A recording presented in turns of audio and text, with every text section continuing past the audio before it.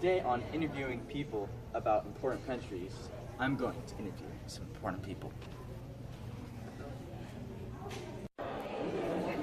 This is Professor Martos, representative of India. Hello, Professor Martos. Dr. Scalzi, thank you for letting me interview you. Of course. So, how do you think India is doing technology-wise? What are things they're doing to stay in the game, or even better, stay ahead of the competition? Actually, as a matter of fact, India is the world's third most attractive investment destination for technology manufacturing in the world. Meaning, India is a very popular spot to put money down for new tech transactions. India has a very strong focus on science and technology. They believe it is key to their economic growth. One of their big focuses is space. Space, huh? What do you think they're doing there? Currently, they are only preparing for space. However, with potential satellite launch capabilities, we are expecting to see an exponential amount of growth in the next 5 years because of the technology advancement and global space business. Oh. That's pretty cool. What else are they doing to advance themselves tech-wise? Well, India is also advancing a lot for today. The use of nanotechnology will transform the Indian pharmaceutical industry. They are also trying to expand their nuclear capacity and rework the agriculture sector. That sounds like it costs a lot of money. If India has their priorities in all this space stuff and other tech things, how is their economy surviving? Actually, Joseph, it's whatever. The Indian economy is actually the world's current fastest growing economy currently in the world. So yeah, they have the money for all these projects. However, they're putting way too much into this project. The people are suffering from a mass inequality in India. This can be blamed on the huge economic change up to the 1970s or the huge technological investment. They think this is the right way to go to improve the economy even more, but at the cost of huge economic inequality. That's horrible. Do you know how badly the people are suffering from this? I don't know exactly, but the overwhelming tax is not helping the population. Thank you for interviewing with me, Dr. Martos. This is Dr. Stousen, representative of Rwanda.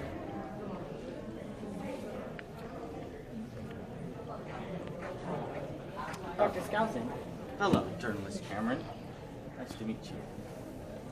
So, Dr. Skousen, what is an example of social justice in Rwanda, and how has it affected Rwanda over the past 10 years? Well, Cameron, before we get into the crucial topic of social justice, we must understand that in the genocide of 1994 in Rwanda, the Tutsis were targeted. Social justice is very crucial in Rwanda, because right now in Rwanda, lots of Tutsis want justice for the genocide. They can't because no one will turn in the Hutus and kill the Tutsis in the genocide. This is because there's lack of gakaka, which is a local term for social justice, which basically means that the Hutu population doesn't realize that the Tutsis need their social justice. Wow, that is the most fascinating thing I've ever heard in my life. But most significantly, how are the Tutsis doing with the social justice? Well, now that the Hutu people realize that the Tutsis need Kaka in order to have justice for the genocide, they started to turn in the Tutsis who did this crime, even though Tutsis say things are getting better. Okay, Ethan. Now let's move on to the gripping issue of political and cultural division in Rwanda. Ooh, that is one of my most favorite things to talk about. First, let's talk about political division. Political division is a very simple one. Even though there are 10 political parties in Rwanda, they are pretty simple. The main ones are a massive liberal party, 2 medium parties, which is a centrist and a conservative party. And all the other parties are minor and small, but together they add up to a decent amount. Wow, that was extremely mind-blowing. If you could only explain about the cultural division? Well, of course I can, Cameron. Well, could you tell us why there is so much cultural division? Of course. My favorite article by UN.org is a great description of why Rwanda has so much cultural division. Quote, the former colonial power, Germany, lost possession of Rwanda during the First World War, and territory was then placed under Belgian administration. In the late 1950s, during the Great Wave of decolonization, tensions increased in Rwanda. The Hutu political movement, which stood to gain from the majority rule, was gaining momentum while segments of the Tutsi establishment resisted democratization and the loss of their acquired privileges. In November 1959, a violent incident sparked a Hutu uprising in which hundreds of Tutsis were killed and thousands displaced and forced to flee to neighboring country communities. Wow, great quote, Ethan. Yes, this quote basically says that the Hutu revolution pretty much caused the mass genocide of 1990. The moral of the story basically from this article quote is that if we let culture vision become a bad thing in society, then bad things happen. Thanks for the interview, Ethan. Thanks, interviewer Cameron. Cameron, the journalist. This is Peter Minch, representative of the Syrian state. Hello, Mr. Mitch. Good evening, Dr. Skousen. Thank you. So, continuing on, we have a guest speaker, Peter Minch, with us today. He's representative of Syria. So, Mr. Minch, we all know about the civil war going on in Syria, but how did the civil war start? Very good question, Dr. Skousen. Syria is under a strict authoritarian rule with one-party government, the Ba'ath Party. Most people in Syria were content with this until the Arab Spring happened. The Arab Spring? What's the Arab Spring?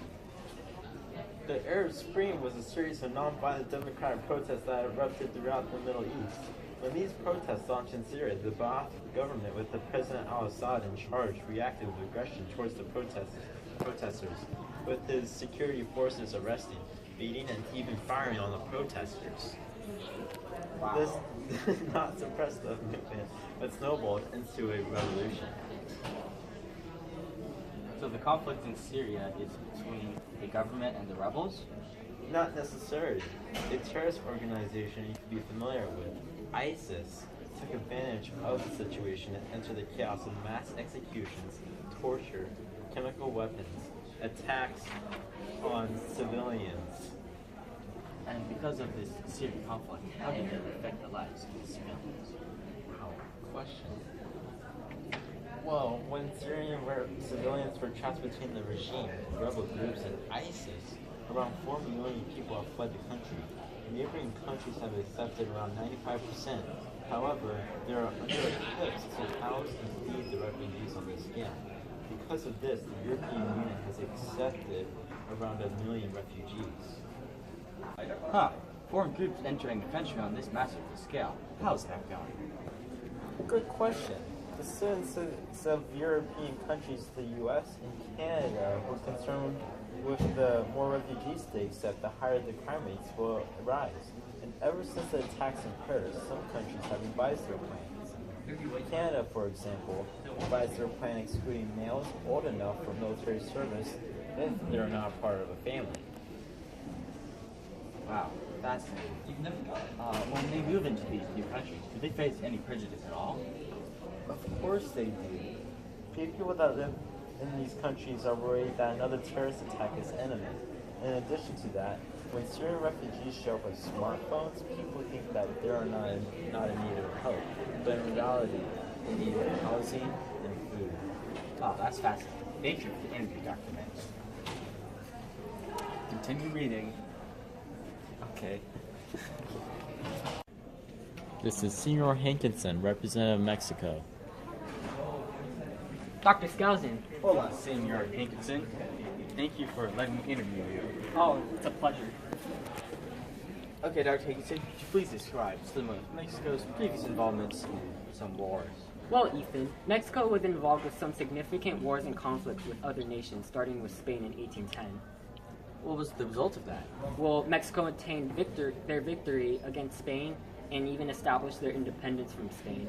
They were very relieved after the heavy conflict that lasted 11 years. What do you think, in your opinion, is the most significant war? I personally believe that the first war they ever got into, the Mexican War of Independence, is the most crucial for Mexico, because I think that is the point where they gained their independence. Mexico proved to themselves and others, we are strong and we won't be walked over. So that's a grand moment of history for Mexico. Mexico probably felt determined to fight against other occurring conflicts that were inflicted. If they could get through this long battle, they could get through any minor wars or troubling situations also. Yeah, I think it's important to remember exactly what Mexico has undergone. And how they managed to break through regardless of what country was attacking. Wow, so let's talk about cultural and economic exchanges with other nations in Mexico. Do you know a lot about this? I do. So Mexico has a lot of trading partners where they encounter relationships with countries like Colombia, Guatemala, Peru, and Venezuela, where cultural exchanges are established But the U.S. is where the most of the trade takes place regarding their culture exchanges. Oh, but what about Canada? So Canada undergoes a lot of culture and economic exchanges with Mexico. Not even close to the amount of exchanges with the U.S., but Canada is the second most involved country regarding trades with Mexico. Could you explain what you mean by cultural and economic exchanges? So culture exchanges are items that are important and desired to the people, like food and beverages, alcoholic beverages, bakery products from different countries and cultures. And economic exchanges involve more necessities, including gold, zinc, silver, that provide a more proficient and greater amount of money than culture exchanges. Gracias por el interview. De nada. Adios. Adios.